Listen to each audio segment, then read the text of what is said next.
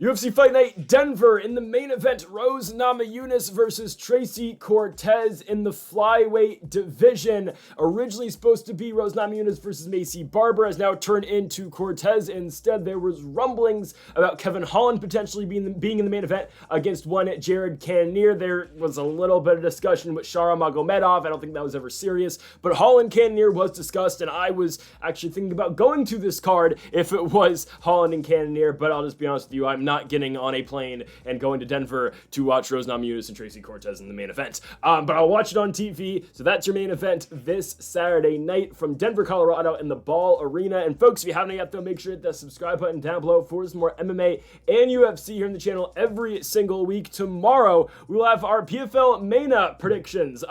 You've got Gerard Hussein Al-Sawali in the main event, I do believe, for PFL. That fight card, I believe, is on Friday from Saudi Arabia. We're going to go over that very quickly tomorrow. It's not going to be that long of a video, but we'll go over the PFL Mena card tomorrow. Okay, on the first tier of 11 fights in this card from Denver, there was a lot of canceled fights in this card. I'll just go over a couple. Viviana Araujo was supposed to fight Jasmine Jasudavicius. Mike Malott, Gilbert Urbino was supposed to be on this card. Obviously, you know about Namajunas Barber. Drew Dober was supposed to take on Mike Davis. Chris Duncan versus Nazim Salikhov was supposed to be on this fight. Nazim Salikhov versus Marquel Medeiros was supposed to be on this card as well. So a lot of fights have been scrambled around. That's why we only have 11 on this card, but we're starting things off here in the middleweight division. Josh Fremd takes on Andre Petroski. So Petroski's coming off that loss where he got, I don't even know like how he got knocked out. Okay, you look on Tapology, they're going to call it a hard collision that Jacob Malkoun and Andre Petroski basically got into. That's basically what knocked Petroski out. He collides, going for a takedown with Jacob Malkoun. I think it looked like Petroski hits Malkoun's hip, and it kind of just stuns him. He's on the ground, and Malkoun finishes him with strikes. That was in the fight card in Atlantic City, New Jersey. Before that, Petroski got knocked out by Michel Pereira in the first round back in October of 23. And then before that, he's got the split decision win over Gerald Mearshart and the decision victory against Wellington Turman before that as well. Petroski 5-2 in the UFC. He was 5-0 at one point. Now, though, back-to-back losses makes him 5-2 in the promotion. And you'll be getting a guy in Josh Fremd here who's 11-5 professionally, but 2-3 in the UFC. Wins over Srikas Dumas and Jamie Pickett, which, you know, are fights he's supposed to win. Losses to Anthony Hernandez, Trayshawn Gore submitted him, and Roman Kopylov finished him by TKO back in 2023 as well. I think Andre Petroski has the wrestling advantage in this fight. Both these guys can mix it up on the ground, but Petroski, I do think, is the way better wrestler as a whole. You look at his loss against Jacob Malkoun. Again, Petroski gets one takedown. He wasn't really able to implement his game like he'd like to, of course, but Malkoun is a good wrestler in his own right. The fight against Michel Pereira that he loses, he does get knocked out in the first round. That was a minute into the fight, so nothing was really going on until that knockout did occur. The Gerald Mearshart fight, again, mix of wrestling and striking. Petroski actually does knock down Mearshart in that fight. His probably best wrestling performance is the fight against Wellington Turman. 8 takedowns in that fight back at UFC 281 in November of 22. But again, Petroski's got the capability to get guys on the ground and just, you know, kind of hold him down there, work off his strikes as well. I mean, back-to-back submission victories in his second and third fights in the UFC. One over Hu Yang Zhang and a win over Nick Maximov. You got a TKO win over Michael Gilmore in his first fight. I think Petroski was a little bit protected coming into the UFC. Like, you know, he was coming off the Ultimate Fighter. He was the favorite to win that show. He ended up losing to Brian Battle, I believe, in the second round. So he didn't get in the finals of the Ultimate Fighter. I feel like he's a little bit protected coming into the UFC. They kind of booked Petroski against the right guys to get him to that point that he was 3-0 and eventually 5-0 in the UFC. Again, back-to-back losses aren't great. He's taken on one of LFA's, you know, top guys for a while, Josh Fremd. He moved over to FAC. That's where he got his contract in Kansas City from the UFC.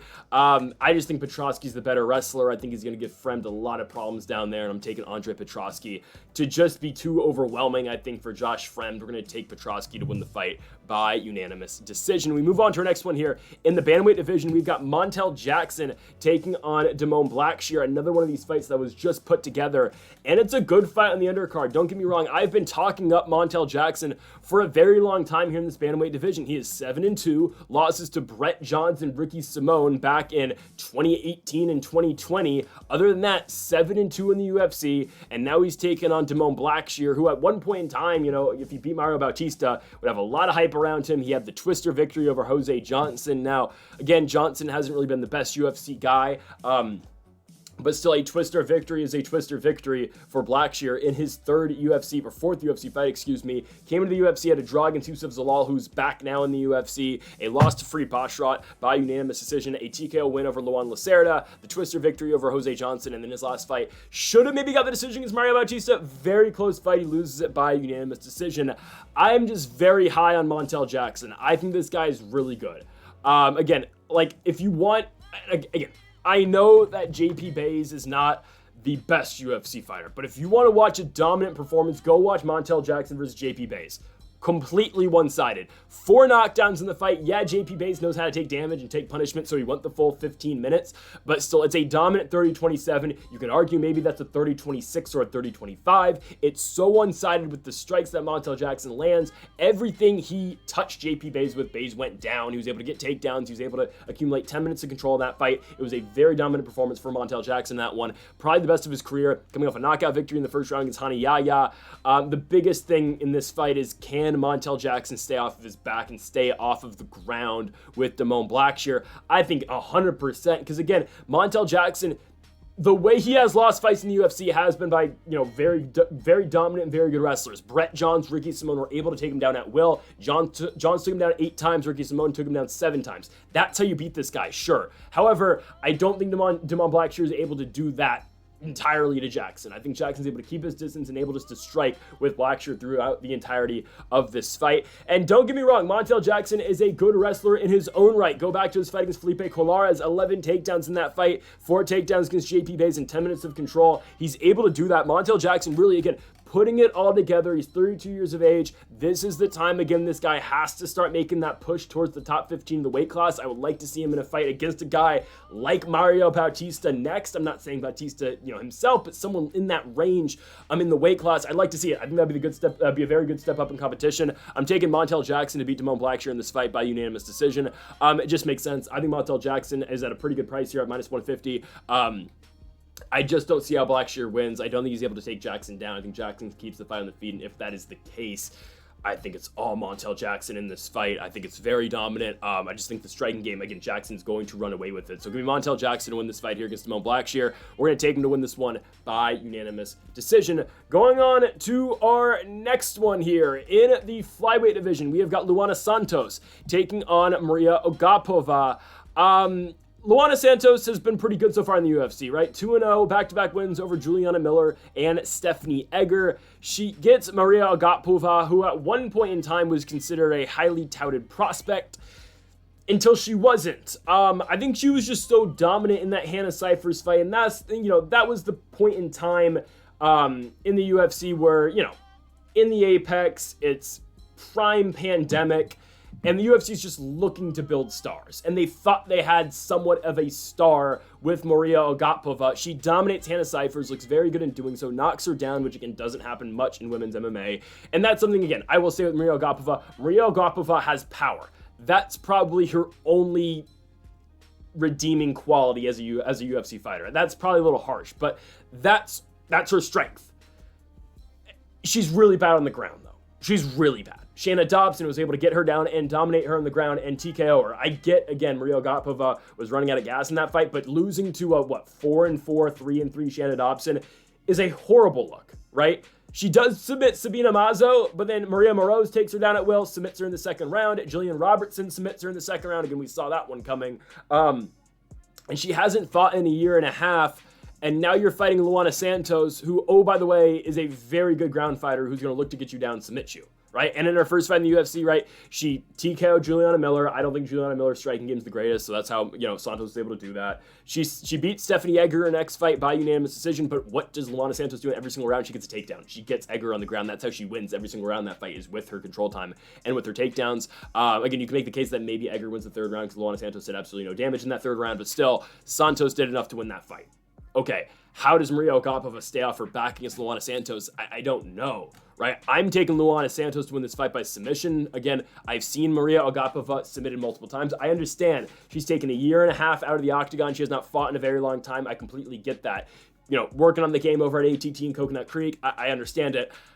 I just don't think she's prepared for this grappling game of Luana Santos. I don't think Luana Santos, of course, has the grappling game of Agapova's last opponent, and Jillian Robertson, obviously not.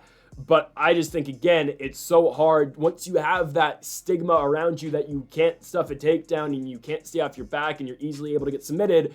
Your opponents are going to keep going to the well over and over and over again because the blueprint has been out there to beat Maria Agapova. I think that's what Luana Santos does. At 24 years of age, she's 7-1, 2-0 in the UFC, could be 3-0 with the win over Agapova. This is a huge fight for her if she's able to go in there and win this fight. Again, 24 years old, the sky is the limit for Luana Santos. I'm taking her to go out there and pick up the submission victory over Maria Agapova. We are taking her to win this one by second round submission. As long as Santos does not get caught with a big, swinging shot that Agapova throws, she should be fine. I'm taking Luana Santos to win the fight by second round submission. We will stay in the flyweight division here for the UFC debut of Fatima Kline, coming out of Hyde Park, New York, taking on Canada's own in Jasmine Jasudavicius.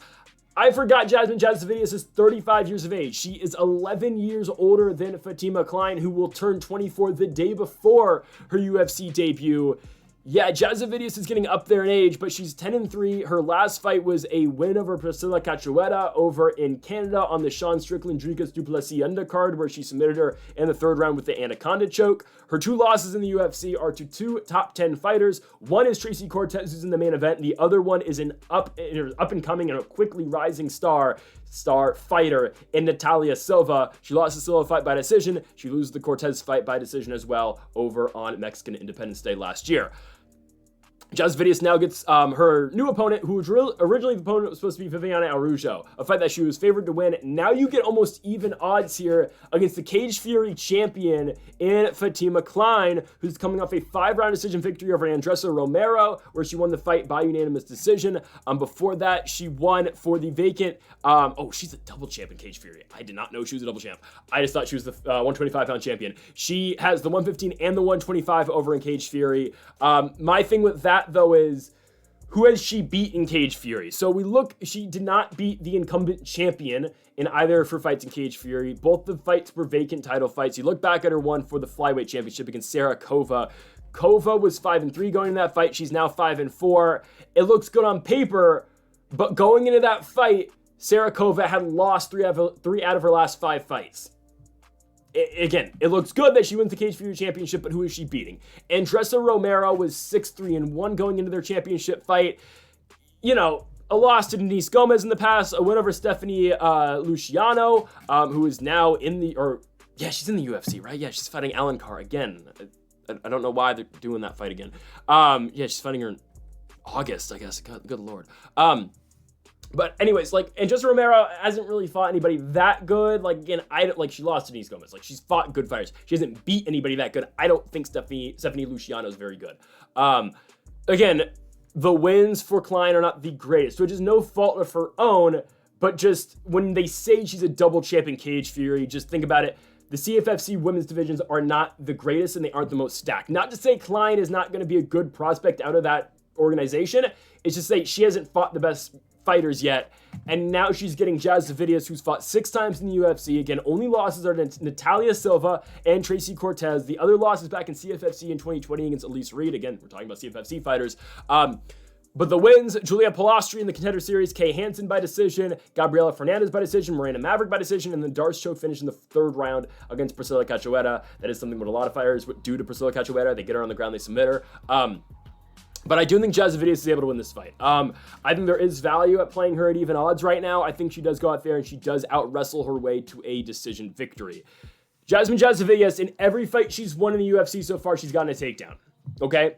The fight that she had against Natalia Silva, she wasn't able to do so. Natalia Silva is the one taking her down. Yes, Jasudavicius did reverse positioning a couple of times in that fight. But Natalia Silva was the better striker, and Natalia Silva was able to beat her on the feet. Okay, that's fine. Every other fight in the UFC that she's had, she's got a takedown, and those are all the fights she has won. So that's what Jasudavicius has to do in this fight against Fatima Kline. I think it's going to present itself, and I do definitely think she's able to go out there and win this fight by decision. Again, I am not the most impressed with Kline. I understand she's a good grappler. She's participated in a lot of grappling events. She's grappled in ADCC. That's great. I think Jasudavicius is able to go out there and impose her offensive wrestling game and just get on top in this fight and not allow Kline to go in there and get a submission. I'm taking Jasmine Jasudavicius to win this fight by unanimous decision. I just think, again, on short notice, little too much too soon for Kline taking on a fighter who is on the border of being a top 15 fighter in Jasudavicius. I'm taking Jasmine to win this fight by unanimous decision. Let's go on to our next one here. We go now to the flyweight division for the men's side of things. Josh Van taking on Charles Inner G. Johnson. Josh Van's been scheduled for a lot of fights recently. A lot of fights have been canceled, none of his own fault.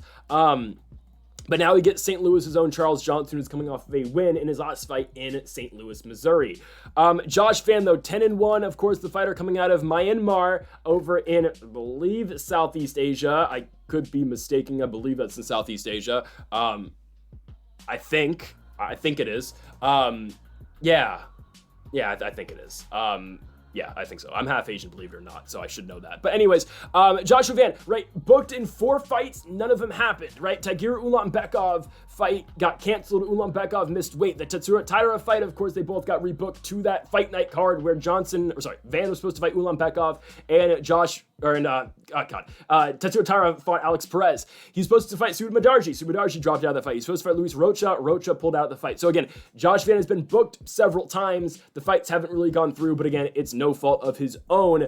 This guy has been very good in the UFC so far. He's 3-0, wins over Jogles Jumagulov by split decision, a win over Kevin Borjas, and a win over Felipe Bunes as well by second round at TKO. He's getting Charles Johnson, who coming off that win over Jake Hadley by decision. And again, Johnson's got the mindset he will fight anybody, any place, anytime. And he's a fun fighter to watch, right? He's going to go in there. He's going to box with you. He has lost 3 of his last 5, but 2 straight wins over Azat Moscom and Jake Hadley so far in 2024. Again, has got him up to a 2-0 start so far this year. 3 straight losses before that are to Ode Osborne, Cody Durden, and Rafael Estevam before that. Again, all by decision. Before that, you got the knockout victory over Jimmy Flick. You got a split decision loss to Shumakulov. Again, Johnson, though, is a good striker. He's going to go in there. He's willing to trade. He does have some grappling under his belt as well. I just think this is a tough fight for him on short notice against Josh Van. Van has been preparing for a fight. I know, again, Johnson just fought 2 months ago, but again, Van has been preparing for a mixed martial arts fight. He was booked several times earlier this month or last month in June. I like the striking game a lot out of Josh Van. I think he's able to go out there. I think he's able to outpoint Charles Johnson. I think you get primarily a striking fight in this one. And I do just think Josh Van is the better striker. You look at the odds for this one. You got Josh Van at around -190. You got Charles Johnson at +160. Makes sense. Charles Johnson's going to be the much bigger fighter, though, in this fight. By far, he's going to be the bigger fighter. Johnson's 5'9". I think he's more like 5'10" watching him fight. And Josh Van is relatively small for the weight class. He's 5'5". So that's going to be something. Charles Johnson should see himself with a 5-inch reach advantage. I don't think it plays too much of a factor in this fight. I think Van is able to close the distance, get in tight, and just, again, work the shots inside. I think he's able to go out there and outstrike Charles Johnson. I've seen Johnson, again, outstruck by, Ode Osborne at points. I understand that fight. Some of that fight took place on the ground as well. But I think, again, Van's able to have a lot of success striking with Charles Johnson, and I think he's able to go out there and pick up the victory. I think Van remains undefeated in the UFC, goes to 11-1 professionally. Again, shout out to both these guys for taking this fight on short notice. Again, that's kind of what this entire card kind of has felt like. Most of this card has felt like. A lot of guys taking these fights on short notice. This is another one. I do think Josh Van, though, goes out there and wins the fight. I think he gets it done by unanimous decision. We go on to our next one here. Abdulrazak Alhassan taking on Cody Brundage. Cody Brundage just fought, of course, at UFC 300, where he lost to Bo Nickel, and now he gets the exact opposite of Bo Nickel in terms of how a fighter fights. You get the power-punching Abdulrazak Alhassan. Alhassan, of course, coming out of Fortis MMA over in Texas. He's 6-6 in the UFC. Of course, his run in the UFC was, halted by that, it was a false claim. I believe that's how that got settled. It was a false claim that Abdulrazak Alhassan had to go to court for. He got out of it. He's fine. He was found innocent. But that's when he was kind of at his peak of his run in the UFC, right? He comes into the promotion. He loses his second fight to Omari Akhmedov. He beats Charlie Ward in his first fight, obviously Bellator and SBG Ireland's own Charlie Ward. But again, beats Charlie Ward, loses to Omari Akhmedov, has back-to-back fights because the first fight was a controversial stoppage against Bahamasi, another Bellator fighter, but he beats him in back-to-back fights, then beats Nico Price on a pay-per-view, then he gets falsely accused of something. don't entirely remember what it was. I just look it up. I believe it's something I might get, terms of service for if I say it, of what he was accused for. But anyways, beats Nico Price, loses 3 straight fights when he comes back, looks slow in the Munir fight. Chaos Williams knocks him out and puts him out cold, and then after that, he loses to Jacob Malkoun by decision in a fight where Malkoun just out-wrestles him. You think maybe he's done it. No, he comes back, and he knocks out Alessio Di Cidico in the first round with a head kick. Then he comes back after that, loses a fight to Joaquin Buckley. It was not a good fight at all. It really wasn't. The fight was pretty bad. He then beats Claudio Ribeiro after that by knockout in the second round. And after that, loses to Joe Pyfer in his last fight. In a fight where Pyfer took him down, you do not want to strike with him. And again, the power Pyfer possesses after his last fight against Marc-Andre Berriot. Again, the guy hits very hard. But Pyfer took him down and got him with an arm triangle and submitted him in the second round. So, what will Abdulrazak Alhassan do in this fight? Again, he is looking to strike with Brundage. Again, he has got a lot of power in his hands. You see that in the fights with Ribeiro, Alessio Di Cidico, Sabah Hamasi twice. Even the Charlie Ward fight where he got 3 knockdowns in 50 seconds. That's what Brundage does. He hits very hard and he puts guys out cold. Cody Brundage, again, will kind of be the opposite. In his fight against Bo Nickel, obviously Brundage, it's just, what's the guy supposed to do in that fight, right? Again, Brundage, that's kind of what he does, is what Bo Nickel does, but just not at the same level, obviously. He beat Zach Reese before that. He slammed Zach Reese and got the finish. He beats Jacob Malkoun, but he didn't really beat Jacob Malkoun. Malkoun hits him in the back of the head. Brundage couldn't continue the fight, so the fight gets called. He wins the fight by DQ. 3 straight losses before that. Rodriguez Dumas, he loses by decision. He gets submitted by Adolfo Vieira. And Michal Solchashek, he gets knocked out in the first round again. So, I don't think Brundage is very good, right? He got a slam knockout victory over Zach Reese. I don't care. I think Abdulrazak Alhassan is able to knock him out. I think he's able to put him out cold in the first round. That's what the UFC wants, at least. That's why they put it on the main card. That's why they put it to open the main card, because they want Abdulrazak Alhassan knockout that's going to get on SportsCenter and it's going to make the crowd go wild. I would think that's what's going to happen here. I'm taking Abdulrazak Alhassan to win the fight by first round knockout, over Cody Brundage. Again, I don't think Brundage is able to get the grappling off, and I think, again, Abdulrazak Alhassan's got too much power for him. I don't think Brundage is able to stand there and strike with him. So I do think Abdulrazak Alhassan will get the win. I haven't noted this, but yes, this entire card is at Elevation, right? It's in Denver. A fight like this, it could play a factor. Again, Razak Alhassan's cardio game is not the best. Obviously, you saw that in the Joaquin Buckley fight. He was running out of gas in the third round of that fight in the Apex. I don't think it's going to play a factor in this fight because I think he knocks him out early. But again, just be mindful that all of these fights are at altitude. Again, it's the Mile High City for a reason. We'll see what happens and how they affect the fights. But we're taking Abdulrazak Alhassan to knock out Cody Brundage in the first. Okay, we move now to the featherweight division. Christian Rodriguez takes on Julian Erosa. Very good fight, a very interesting fight here. So, C-Rod, of course, is up at 145 pounds now. They forced him to go up after he missed weight in back-to-back fights against Raul Rosas Jr. and against Cameron Simon. The Rosas fight, he weighed in 1.5 pounds over. He weighed in about 5 pounds over for the Cameron Simon fight, so they made him go up to 145, like they should, right? He beats Isaac Delgarian in his last fight by split decision. It's a close fight in the Apex. I just didn't think Delgarian did anything on the, he got takedowns, but he really didn't do anything with them. Again, it's a very interesting scorecard in that one, but 28-27 is the victory for C-Rod in that fight. The third round was a very dominant 10-8 round where he absolutely put it on Delgarian in that third. The scorecards, though, were very close, and it's a very interesting fight to watch. But before that, C-Rod beats Cameron Simon. He's able to go out there, get takedowns on Simon. He's able to outstrike Simon. Raul Rosas, again, probably the fight that most people know Christian Rodriguez for is the fight, again, where he got Raul Rosas down. He limited what Raul Rosas was able to do, and he just put him on his back the entire fight. And basically did to Raul Rosas what Rosas kind of tries to do to his opponents. He beats Josh Weems before that. Okay, he submits him in the first round. The only loss in the UFC is his UFC debut to Jonathan Pierce, where he lost by decision.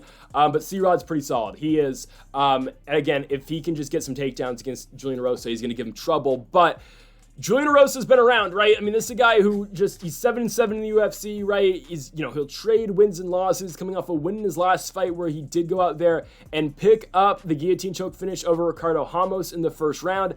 Didn't know if he was going to be able to do that, but he went out there and he got the job done. Before that, 2 back-to-back knockout losses to Alex Caceres by a head kick, and then a right hook knockout loss to Francisco Padilla. But Erosa will surprise you, right? I mean, a win over Charles Jourdain, a win over Stephen Ocho Peterson, like he was expected, but that's fine. A win over Hakeem Dawodu at UFC 279.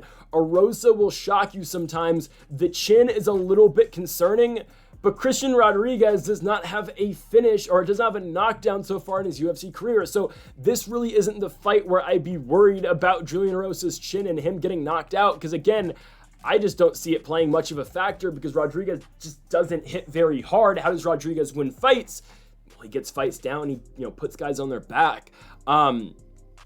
Primarily, again, he can strike, but it's not going to be, if Rodriguez is going to outstrike you, it's going to be more of a volume type fight rather than one punch to put a guy down. Erosa, again, it does have sneaky skills on the ground. He's able to pull, obviously the guillotine win over Ramos. He was able to pull a Dars against Jourdain and against Sean Woodson. Huge upset victory back in 2020 that keeps on aging better and better for Erosa is that win over Woodson in the Apex. He's able to find submissions, and again, he's able to knock guys out as well. Look at the Nate Landwehr finish. He gets him with a flying knee in the first round. Again, Erosa's more than capable.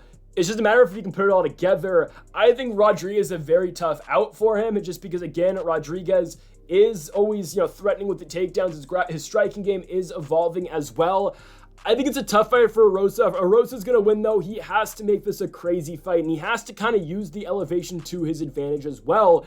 He's going to have to try to get into a dogfight with Rodriguez and just force Rodriguez eventually to quit because of what Erosa, again, would be putting on him with constant pressure and constant pace. I think Rodriguez is able to get out of that, though, and for Erosa to do that, though, he will have to stuff takedowns. I think he's going to have some trouble with that, and on top of that, I don't think he's going to be able to pull into a guillotine, pull into a Dars, and get the submission victory over Rodriguez. I think Rodriguez is too good for that, too good to get caught in something like that. So give me C-Rod to go out there and win this fight by unanimous decision. I think he gets it done at elevation. I think it'll be a lot of wrestling, and again, I just think it'll be a lot of volume striking at a Christian Rodriguez that'll win him this fight. As long as he does not get into a firefight with Julian Erosa, he should win. I'm taking Christian Rodriguez to go out here and win the fight by unanimous decision. We go to the welterweight division. We have got Gabriel Bonfim taking on Loosa. I don't know why Loosa's next fight is not Brian Battle. Of course, that was the fight on, I think it was the co-main event of Marcin Tybura and Tai Tuivasa in the Apex. I don't know why they're not just running that fight back. It makes sense for them to run that fight back considering how it ended, right? I mean, the fight lasted, a minute? It was an accidental eye poke. Loosa, that lasted 6 minutes. It was a minute into the first round, excuse me.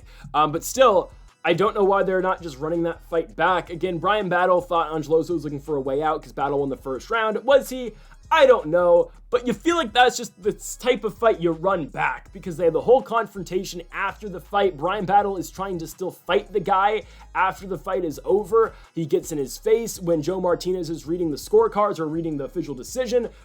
So I feel like that would be kind of the fight you'd want next, but instead we're running Bonfim and Loosa, and it's a tough fight for Loosa. I think Loosa's best fight, to date was that Rhys McKee fight. He really puts a pace on Rhys McKee. It was in France. It was very early in the morning when that fight came on. But Loosa looked really good, right? He was able to, really put it on Rhys McKee. He had to pace the entire fight. He was able to get takedowns. Yes, McKee turned around at the very end of the third round, which was enough to win him that third. But still, Loosa was able to really do a lot of damage early in that fight and really put the volume on him in those first and second rounds. And he was able to win the decision. Before that, Loosa goes out there and beats AJ Fletcher, another fight that was up in elevation at UFC 278. Back-to-back losses. If you include the contender series, so he loses to Jack Della Maddalena in the contender series, no shame in that, and then lose to Munir Lazzez in his first fight in the UFC after that. Again, I was very high on Loosa's performance against Rhys McKee. I thought he looked very good in that fight, and that's the kind of, style that he's going to have to fight here to beat Gabriel Bonfim. The problem is, though, Bonfim will likely be able to get him down and submit him. Now, Bonfim was very underwhelming in his last fight, and that lost to Nicolas Dalby, right? In Brazil, you're at home. I believe it's a co-main event. He goes out there, he runs out of gas, and he gets finished against Nicolas Dalby in the second round. Against a 39-year-old Nicolas Dalby, he goes out there and loses. Again, very underwhelming. You know, again, co-main event spot in your home country, you got to go out there and you got to win that fight. He doesn't. He was 2-0 in the UFC before that. He was able to go out there in his first fight in Brazil in the UFC at 283 to Shara Hill, and he was able to go out there and submit Munir Lazez in 49 seconds, and then after that submitted Trevin Giles in 1 minute and 13 seconds. Again, Bonfim's got very good grappling. Both those wins were by guillotine choke. Again, that's really all he's got to do in this fight with Loosa. I would be concerned, though, if this fight gets deep into the fight, for both guys, really, because I don't know how both of them are going to respond to being up in elevation.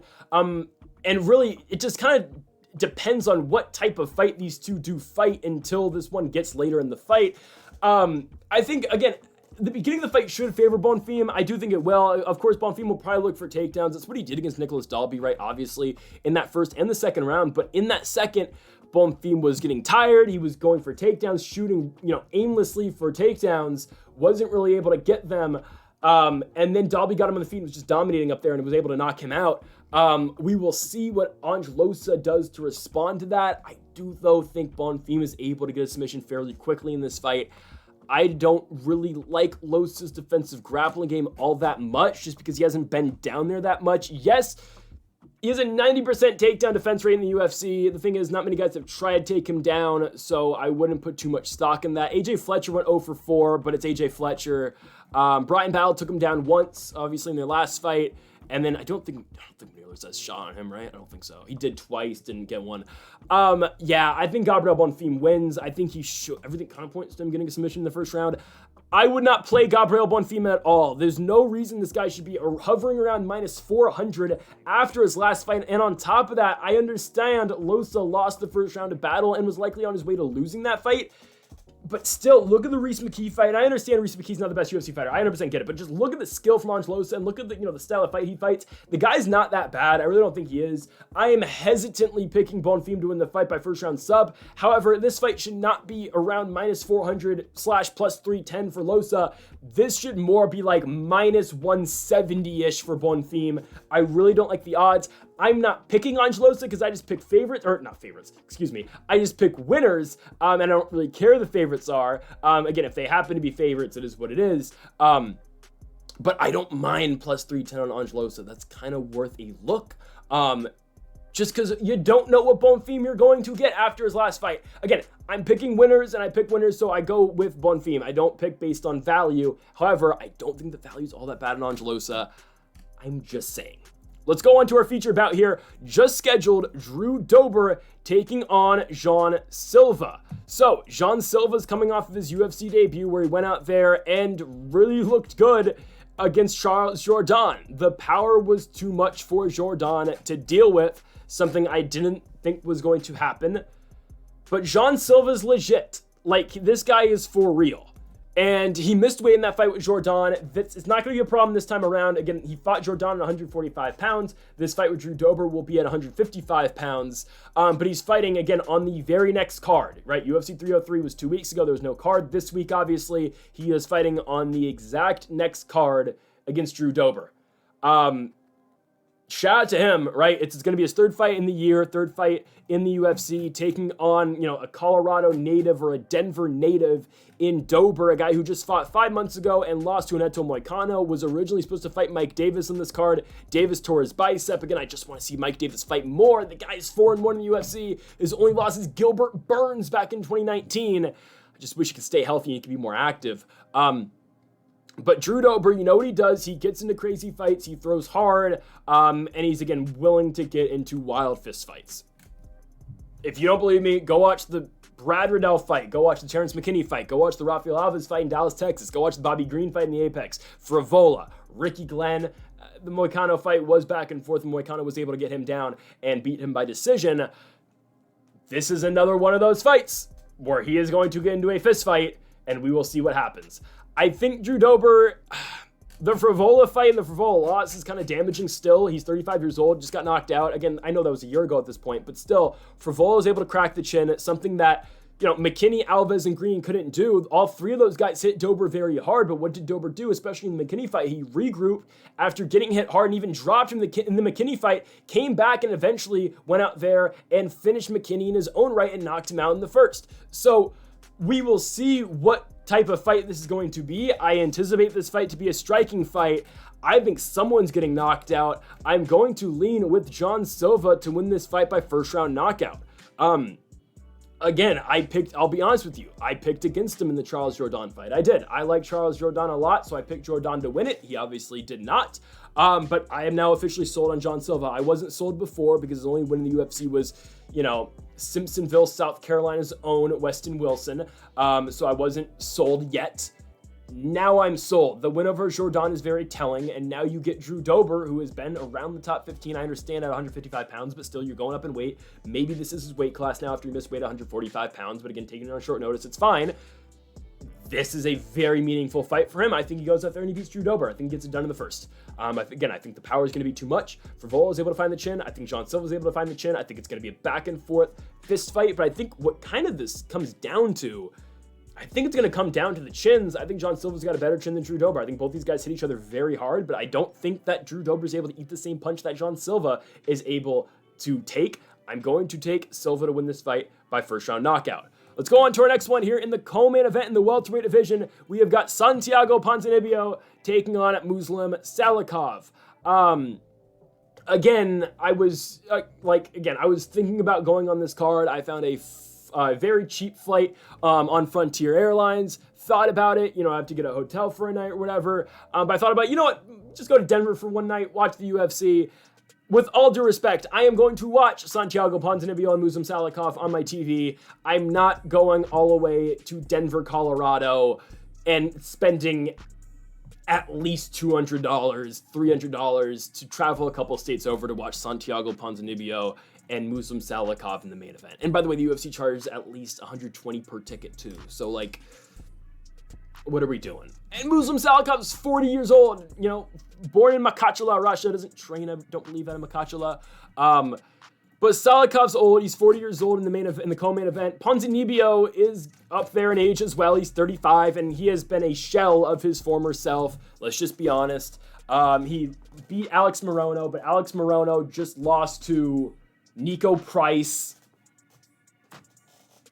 So, yeah, Ponzinibbio's lost 3 of his last 4. Lost to Kevin Holland, lost to Michel Pereira and Jeff Neal, both by split decision, but still, Ponzinibbio is really not the same guy anymore. He had the injury and the 3-year layoff after he won in the main event against Neil Magny in the 4th round by TKO. He takes 3 years off, comes back, gets knocked down the first round against the Leech Li Jingliang, beats Miguel Baeza in a very good fight by decision, but again, what has Baeza been since that fight? Exactly. Jeff Neal, Pereira losses, win over Morono, knocks him out the 3rd round, and then a loss to Kevin Holland. He hasn't been the same guy, but you know who else hasn't been the same guy? Muslim Salikhov, who's lost 3 of his last 4 fights, and he's been knocked out in 2 of those. Randy Brown knocked him out in the 1st round in his last fight 5 months ago.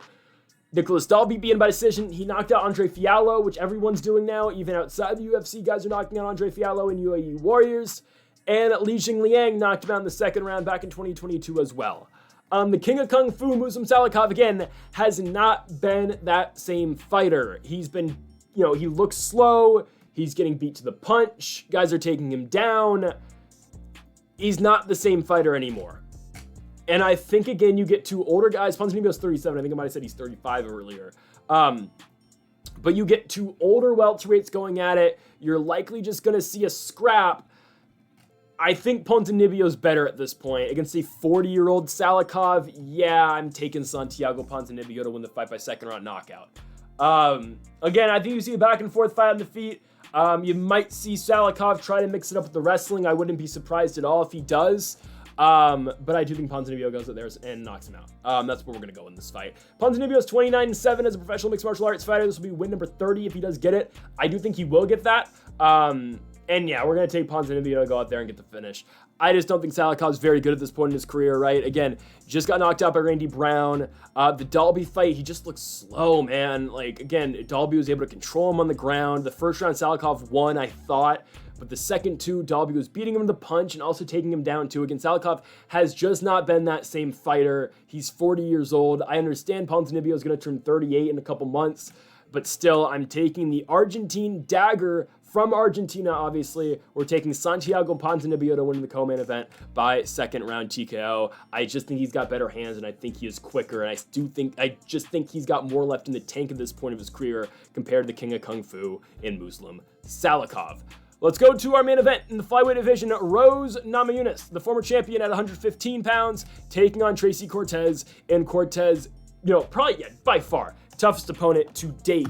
Now, you look at the rankings real quick, right? Rose Namajunas coming off her victory over not Viviana Araujo, Amanda Ribas in a main event by unanimous decision. But now she is ranked, God, where is she? She is ranked number 6. Tracy Cortez is 11. Right, Cortez coming off a victory in the last fight at UFC Noche over Jasudavicius by unanimous decision. And again, Cortez undefeated in the UFC, has not lost in the UFC. She is 5-0. She has one loss in professional mixed martial arts. It was her mixed martial arts debut in Invicta back in 2017, where she got $1,000 to fight Cherry Murasaki, where she lost the fight by guillotine choke in the second round. Since then, she has not lost a fight. She has fought some very good fighters. Even outside the UFC, she's beat Caitlin Neal, who's in the PFL now. She beat Erin Blanchfield outside the UFC in Invicta on her way to getting that shot on the Contender Series against Maria Agapova. Cortez has fought good fighters, and she has handled them. She's been able to mix it up. Again, she mixes everything up with a striking and a grappling game. Sometimes it is a very wrestling-heavy approach from Tracy Cortez, but even in her last fight against Jasudavicius, right, it was a striking-heavy approach that won Cortez the fight. She was the one trying to keep Jasudavicius away from the ground and away from that wrestling attack, and that's how Cortez won that fight. Is this a little bit too much against Rose Namajunas? I will be fully transparent with you. I was going to take Maycee Barber to beat Rose Namajunas. I think Maycee Barber is still a future champion in this weight class. I think she is. Again, it was a little rough at points, right? The Alexa Grasso fight she looked horrible in, but again, turns out, look at Alexa Grasso now, she's the world champion. The Miranda Maverick fight was very tough, but again, she technically won, and she's looked good ever since. I was going to take Barber in this main event to go to Colorado, Namajunas' hometown, and beat her. I don't think Cortez can go into Namajunas' neck of the woods and beat her. I don't think so. I think Namajunas wins a striking fight against Tracy Cortez, and on the ground, I like Namajunas' chances. I think she's able to build back up. We saw Ribas take her down a couple times, but it was really nothing that altered the fight all that much. Namajunas was able to get back up to her feet, and she was able to go out there and keep striking with Ribas and keep out striking her. So I just saw her outstrike Amanda Ribas. Yeah, she lost to Manon Fior. Again, those are her two fights at 125 pounds, but she has now shown the capability that she can win at 125 and can go 5 rounds. Now you get Tracy Cortez, who has never been in this 5-round environment in the UFC. And additionally, too, again, I don't think she's able to see much success in the ground with Namajunas. And on the feet, I like Rose a lot more than I do Tracy Cortez. Cortez doesn't have the most power. She's just going to go out there. She's going to try to wing shots, and she is going to try to out-volume her opponent. But ultimately, again, I think Namajunas gets it done in this fight. I think Namajunas keeps her range, keeps her distance, and she's able to win this fight by decision. Again, they are the same height. Again, I'm looking at Topology. They are saying Tracy Cortez has a 1-inch reach advantage against Rose Namajunas. I don't think so.